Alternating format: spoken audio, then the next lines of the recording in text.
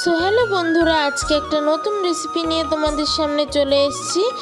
আমরা এখানে নিয়েছি চালের গুঁড়ো, যেটা লবণ আর জল দিয়ে একটু মাখা হয়েছিল, সেটাকেই আবার গুঁড়ো বের করা হচ্ছে এভাবে ঝাঁঝরির সাহায্যে, একদম যাতে সূক্ষ্ম সূক্ষ্ম দানার গুঁড়োটা বের হয় সেই জন্য।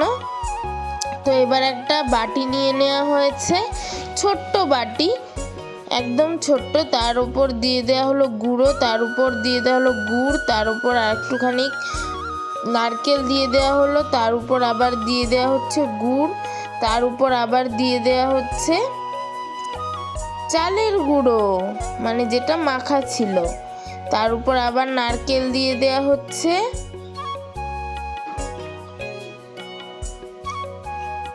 তার উপর দিয়ে দেওয়া হচ্ছে চালের গুঁড়ো। তো বন্ধুরা, অল্প সময়ের মধ্যে পিঠে তৈরি করতে গেলে কিন্তু তোমরা এই ভাপা পিঠের রেসিপিটা দেখতে পারো। খুবই সুস্বাদু হয়, খেতে কিন্তু দারুণ হয়, আর খুব সফট হয় ভাপা পিঠেগুলো। তো এই যে আমাদের ভাপা পিঠে স্ট্রাকচারটা রেডি হয়ে গেছে, এবার এটাকে সেদ্ধ করার পালা। তো এখানে কিভাবে সেদ্ধ করা হচ্ছে সেটা তোমরা দেখো। নিচে গরম জল দিয়ে দেওয়া হয়েছে, বসিয়ে দেওয়া হয়েছে, ওপরে ঝাঁঝরি দিয়ে দেওয়া হয়েছে, আর এভাবে কাপড়ের সাহায্যে একটা পাতা হয়েছে, আর এখানে ভাপা পিঠেটা নামিয়ে নিলাম।